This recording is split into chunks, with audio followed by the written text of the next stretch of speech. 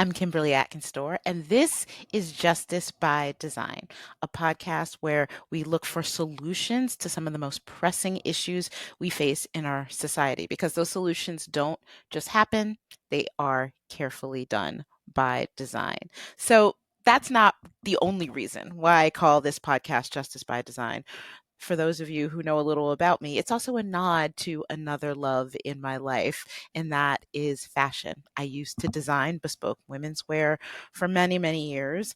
And then when the pandemic hit and I had a chance to slow down and think about what the future of that would look like, I wanted to only move forward in that endeavor if I could do it in a way that caused no damage to the planet. Because climate and climate justice, protecting the planet and the people in it, particularly the most vulnerable, is something that is dearly, dearly close to my heart. And I started trying to find the playbook for sustainable fashion. And I quickly found that there is none.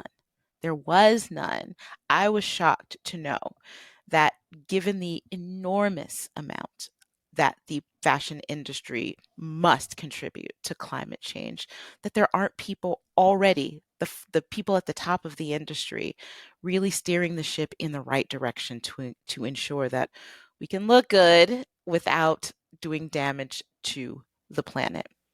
But it really wasn't. In fact, my research as I looked into this led to a series that I wrote for the Boston Globe called Not So Fast Fashion that identified just how big of a problem fashion is for the planet. 10% of the global carbon emissions are produced by the fashion industry. Think about that. And in addition to that, there are hundreds of billions in textiles that are either created for the fashion industry and never sold, and that is called dead stock, or it is consumed, people give it away or throw it away, and it ends up rotting in landfills here in the United States and also shipped to the global south. Countries in Africa and in South Asia receive this where it can rot and burn in landfills, setting off toxic chemicals. It can end up in waterways where the dyes and the chemicals go into water that people use to drink and to bathe in and to use in their businesses. It's a massive, massive problem that harms not just the planet, but the people in it. But in researching that project, I also found innovators who are rolling up their sleeves and finding new solutions, even if on a smaller scale, but scaling them up so that the big wigs in the industry can learn from them how to build a more sustainable future in the fashion industry. I talked to people like Bobby Holiday, who is a fashion designer who has worked in the biggest fashion houses in the world, like Balenciaga, but left that behind to return to his native Uganda to start a business there and to bring fashion to that. To bring the fashion industry to that country, to hire people and to use those artisans that are there. After all, Uganda used to be one of the biggest producers of cotton in the world, but that industry was decimated by the practice of shipping used clothing to the global south in bales or barrels, uh, and it ending up contributing to the climate disaster by rotting, um, burning, setting off toxic chemicals, and really impacting the people there.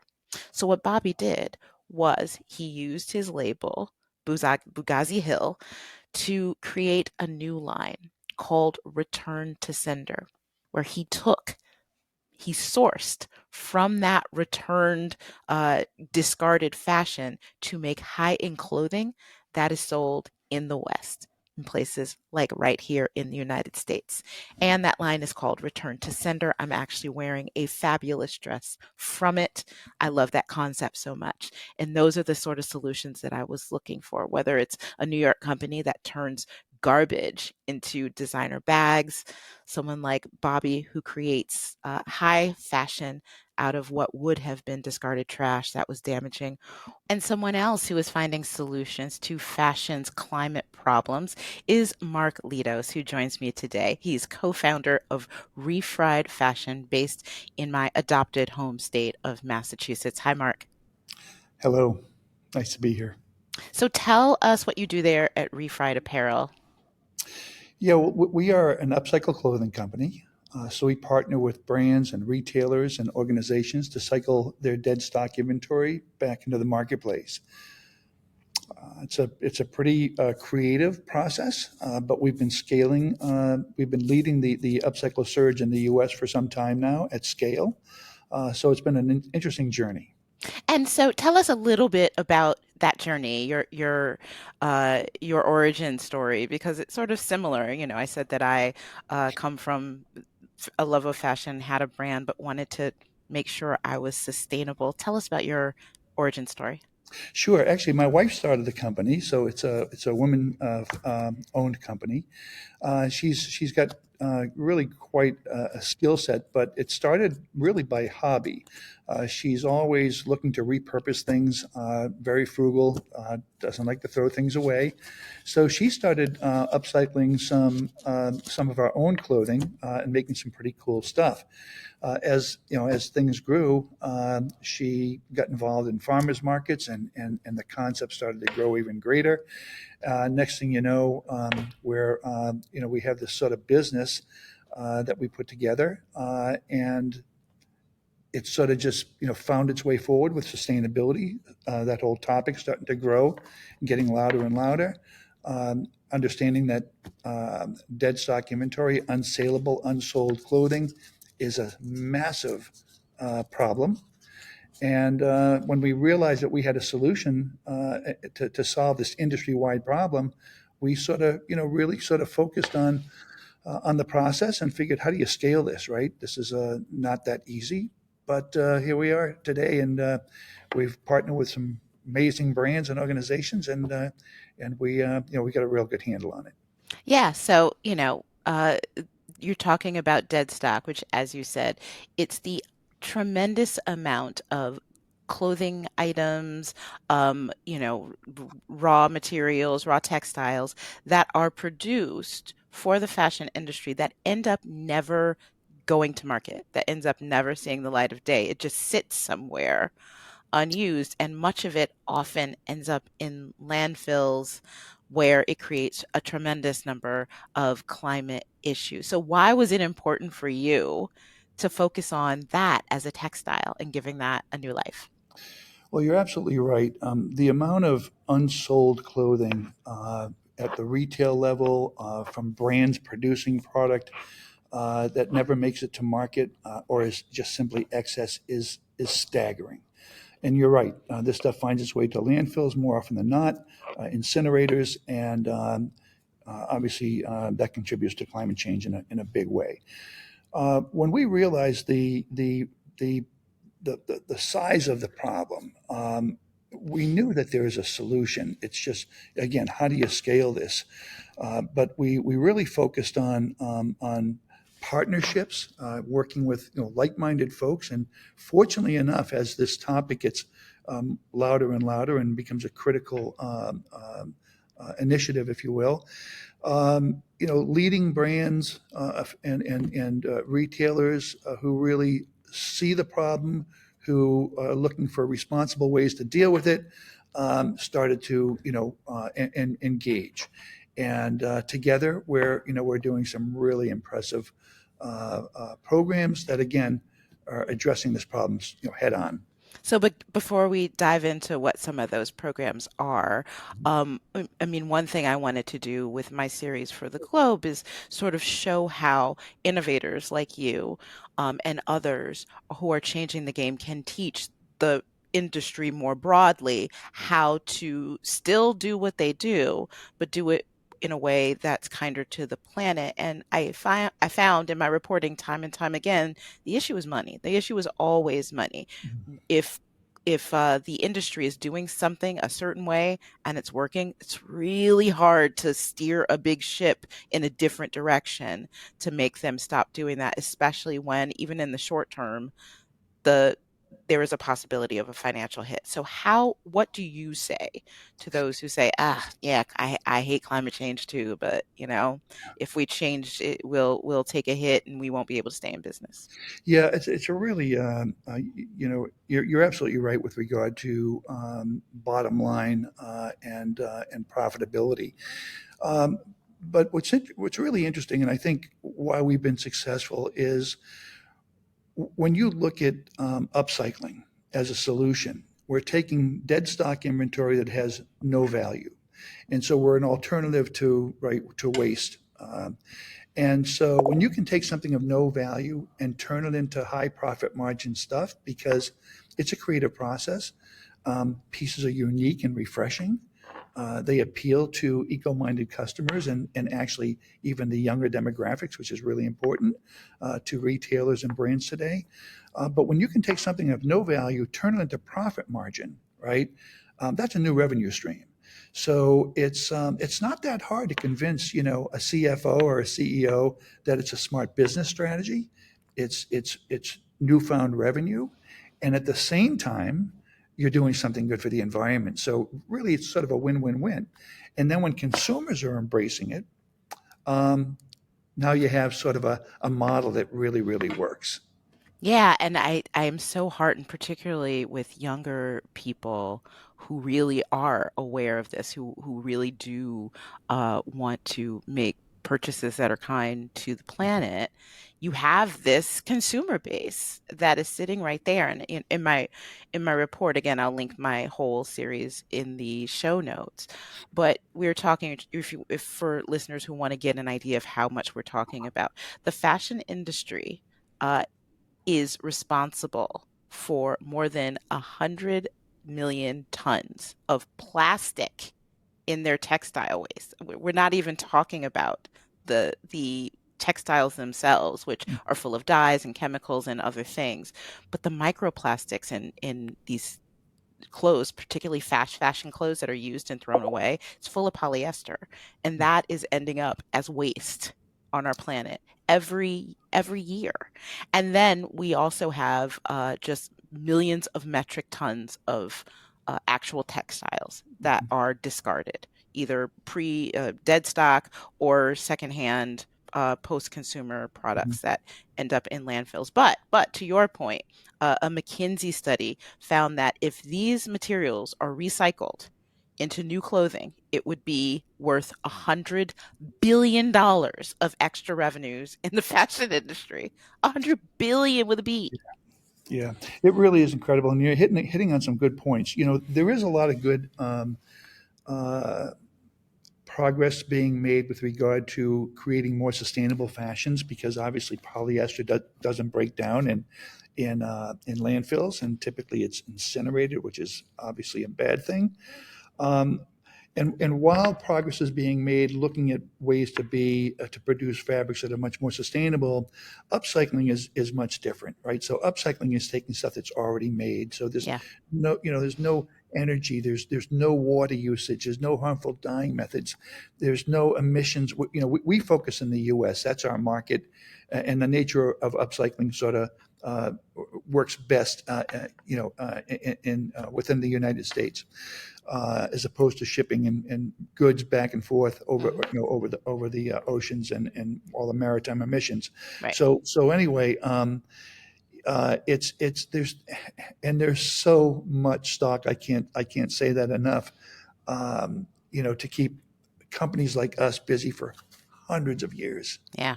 Yeah, there is. There's enough. I learned from reporting this that there are enough textiles in existence now Yeah, to clothe every human for the next 100 years. exactly.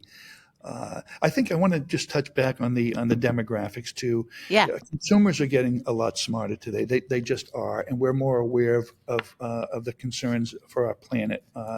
And that's something that as that topic gets louder and louder, people are starting to take a hard look at looking being more responsible and looking at innovative ways to avoid.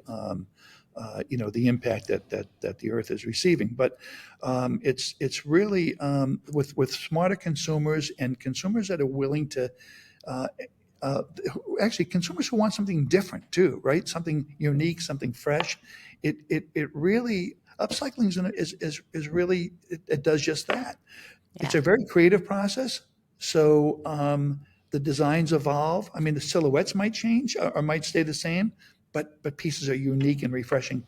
And let's face it, who doesn't like something that's one of a kind, right? Oh, come on. I'm a fashion girl. I totally love things that are one of a kind and unique and in a way, it's a way of expression. So you're exactly right. So yeah, no, your point is so important about the demographics because for fashion to work as an industry and to change as an industry, there has to be both the demand and the supply, right? And the more consumers are aware, the more they learn about the impact of fashion on the planet, the more that they learn about the impact not just on fashion but on its people. When you have these cheaply produced clothing that are made out of plastic and other bad stuff, it's usually being produced by people not making a living wage, working in dangerous conditions. We know of the Rana Plaza disaster. That's a key example of that. So Yeah, when you focus on better materials that are better for the planet and using what you have and creating jobs to yeah, take what is here and turn that into textiles in a fashionable industry, you can actually pay people. So yeah. this is also a good human rights issue. Better fashion is better for people and the planet. Yeah, you're absolutely right, and we're proud of that fact too. We happen to be our factory is in New Bedford, Massachusetts, which is New Bedford and Fall River was once the textile capital of the world, and so we have a tremendous deep pool of talent, skilled workers, cutters and sewers and whatnot, and that just happened by chance. So the stars aligned, right? But Yeah, it's creating jobs is important, particularly in the U.S. and where we actually have our facility, but we also tap into home sewers and these small Oh, businesses, that's mom and great. pop shops that have their small facilities at home. And so it's a wonderful thing when you can really tap into those resources and with good paying wages, to support the demand, which is a wonderful thing. So let's talk more about Refried Apparel, what you make, and some of the programs that you are doing, partnering with bigger brands so that you're not just creating sustainable fashion yourself, you are enabling this to be on a broader scale. Yeah, the great thing is we can apply our model to every sector. So we're actually the go-to upcycle resource for the major leagues, NFL, MLB, NHL, so on. We partner with we're in numerous colleges and universities, partnering with companies like Follett, who run bookstores for 1,200 plus schools. We're in the resort sector, and as I said earlier, we also partner with brands like Champion and Antigua. These are big brands who believe in sustainability, who are visionary and are willing to sort of take that leap of faith and again, lead by example as more brands and retailers and institutions embrace sustainability and they see the impact, they see the success, they see the promise. It starts to really create a groundswell of opportunities.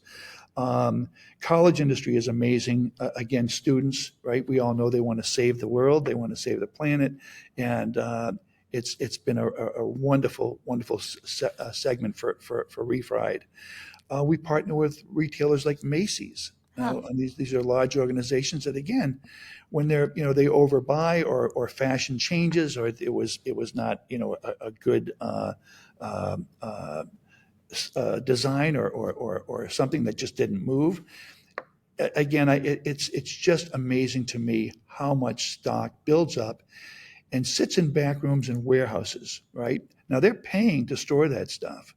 And why not take that, put it to good use, make it profitable, and again, do something really uh, uh, take unsaleable goods and turn them into very saleable goods that are good for the environment and also greater aesthetic value. So, Yeah, I didn't even think of that aspect that you bring up, and it's the fact that all of these unused textiles require storage, which just creates a bigger carbon footprint for these companies in terms of trying to have a good climate controlled place to store this stuff. So by reducing that amount of storage, that's why in my, tiny little bespoke business, I only sourced textiles that sold by the yard because I did not want to keep big bolts of fabric mhm, that are extra. And I tried to the best of my ability to use, scrap materials as put it on the inside of the garment. Use it as facing, use it as seam tape and other things like that. But not every. I was just one person doing that, and again, that takes a lot of work. A lot of you have to pay what's people to be able to do that. What's interesting about our program, it's truly a program. It is a disruptive model, right? Anything Hmm. is that's new is sort of different, and you have to look at it through a different lens. But when you when you again see the inherent benefits, it's a lot easier to move that ball forward. Um, but it's our program is really interesting, and what's happening now, and which is really a great thing, is when we partner with a retailer or bookstores in colleges and retailers, from as big as Macy's to small mom and pops. Once they do it and they have the success and they see the sell through and the response from consumers, it becomes routine. Hmm. So what they used to throw away or donate, they now put it, and that goes to refried. Yeah. Okay, so we just get these routine. Hey, Mark, I'm sending another pallet. Hey, Oh, Mark, that's I'm sending great. 6 more boxes, and it is, and so they're benefiting. It becomes we've actually working with large organizations and leagues in the sports and entertainment, whereby make it a company-wide protocol, right? So it no longer needs to go to a landfill. It goes to an upcycling facility. And again, when you can sort of change minds like that and get them into that routine, into that rhythm, and that's what's happening for this company. It's again, you're achieving your goals and and it's really starting to get the wheels turning. So we're at a really great point in our company's history, making that impact and becoming a partner to all of these wonderful retailers and brands and institutions. So, Mark, what would you say to people who are interested in doing that? Either people who are already in the fashion or textile industry or people who are thinking about doing it because it's not easy. I mean, just me Yeah. trying to this series was born out of the fact that I was looking for ways to um, bring back my fashion line in a climate conscious way. And it was so hard to find that way. And it wouldn't have been easy. And I'm sure you ran into some roadblocks, that this wasn't all smooth sailing. Can you talk a little bit about that? What barriers are in place and how those can be overcome? Sure. The good news is, high tide floats all boats, and you're seeing a lot of unique pieces, fashion pieces, even on Etsy Yeah. and platforms like that, which is great. But that's not at scale. Scaling this, to be honest with you, was not easy. A couple of things happened to us, and call it luck, call it fate. But again, our location being in a textile district with a deep pool of talent, a lot of the credit goes to Lisa, the founder. Her vision, her ability to look at lots of stuff and sort of come up with processes and methods that are efficient enough to scale to make product affordable. Look, and I don't want to discourage anybody. Okay, I mean, if you put your mind to it, you can do it. But there's a lot that goes into it, and it took us an awful lot to get to where we are today.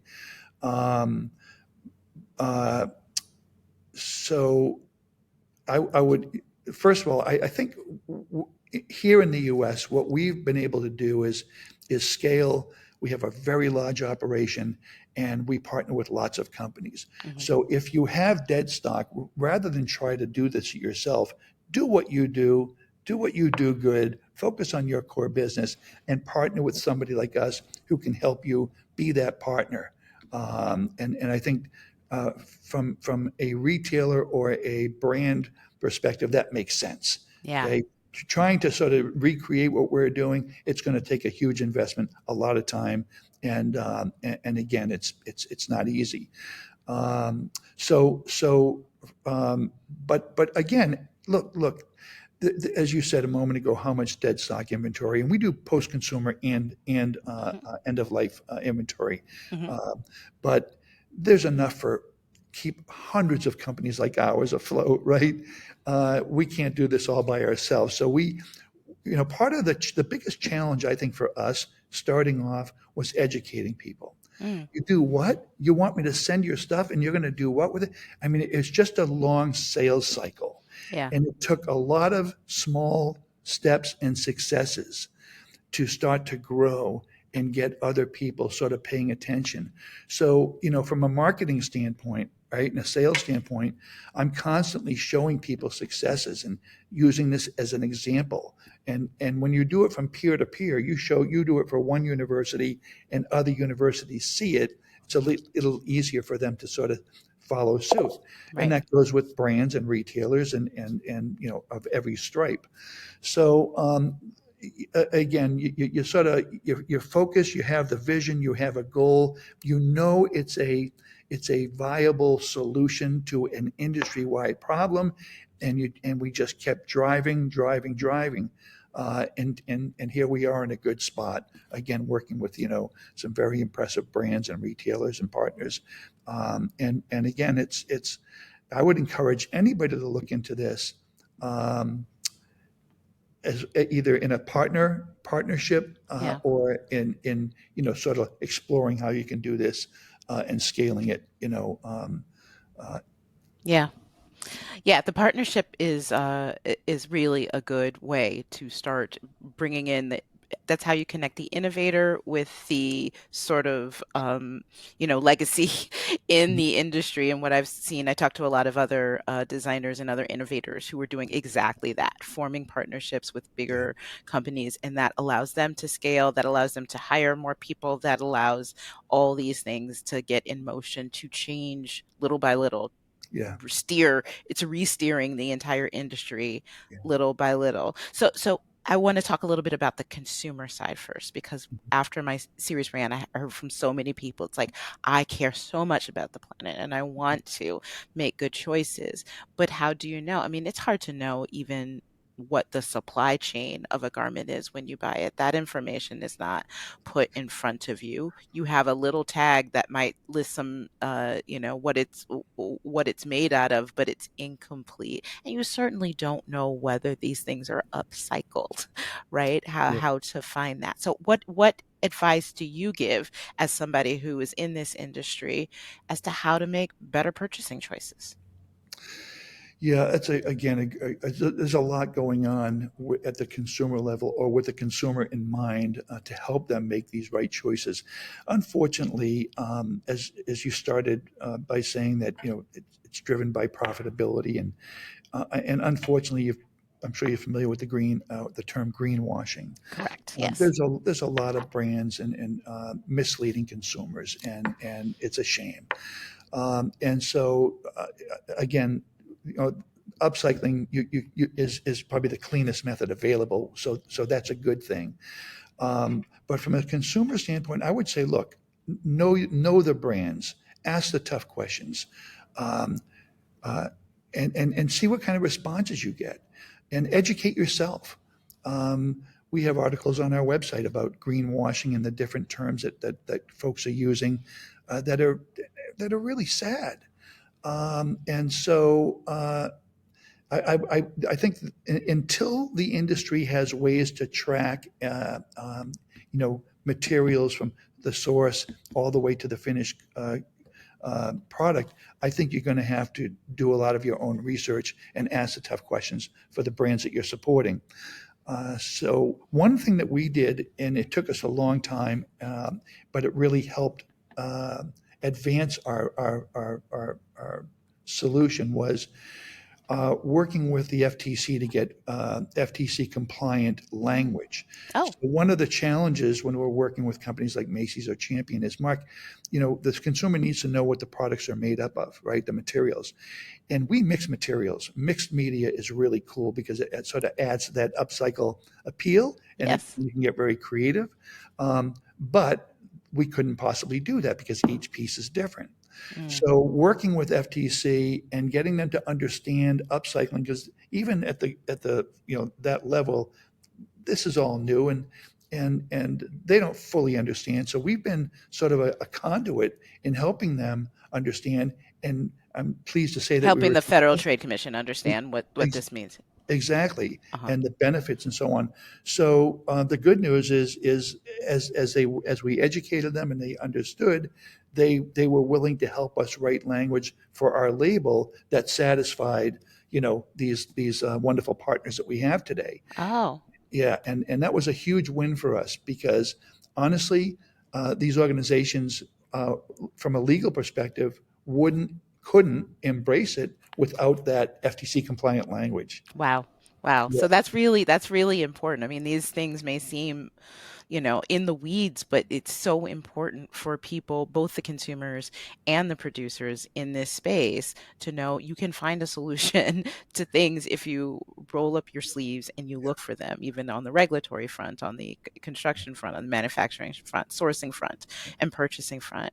Mark, tell us what lies ahead for Refried. I see you there. You have, for those listening, he has some of his great wares behind him. He's sitting in his warehouse in New Bedford. Tell us what lies ahead for the company. So what I think I'm most excited about is as companies of all stripes really embrace sustainability, and there are regulatory measures and pressures that are sort of uh, you know holding companies accountable, right? So today we have CSR goals and ESG criteria that companies set. We want to be carbon neutral by 2040, whatever those goals might be. Mhm. What I'm really excited about is upcycling allows us to provide valuable data that track things that can actually help you achieve those goals faster. Certainly by weight. How much clothing are we diverting from landfills by pounds or tons? Okay, that's valuable data. How much GHG emissions are we avoiding, or water conservation? How much water are we saving by buying upcycled products versus new products? Yeah. It's really that data uh, that we can provide is gold. So as companies start to understand, look, there's a lot of good work being done under the umbrella of sustainability because it embraces so much, infrastructure, vehicles, uh, um, you know, uh, uh, food waste, single-use plastic, and I mean it's a big broad umbrella. But finally, and I think we've been the driver behind this, they're starting to look at clothing waste as part of their sustainable strategy. It's an industry wide problem. It's bigger than people can imagine. The numbers are staggering. You touched on a few of them. And so when they see that and it can help them achieve their goals, look, it's a win for them. It's a win for us. It's a win for the consumer. And it's a win for the environment. Okay. Well, Mark Litos, co-founder of Refried Apparel, thank you so much for joining us today. Thank you for having me. What I love so much about that conversation with Mark is that there are ways to cut through and find solutions, even to what might seem like the most gnarly problem. I couldn't imagine being in the industry and coming up against a federal regulatory problem, but then saying, you know what, I can work with the Federal Trade Commission to come up with a solution. And that's exactly what he and others in this industry are doing.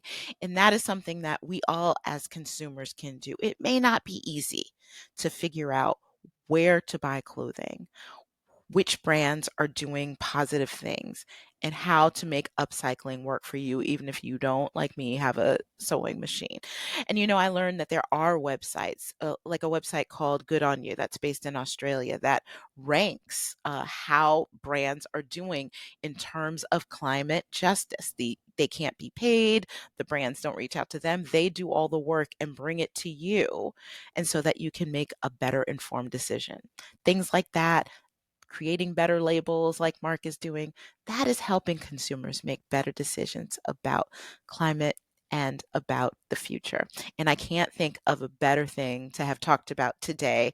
It is both Climate Week and it's also Fashion Month. And bringing those two together in a way that means so much to me is why I started Justice by Design. Thanks for joining me. Don't forget to follow wherever you get your podcasts. Like us there. Subscribe on YouTube. It is free, so you never miss an episode. And I'll see you next week.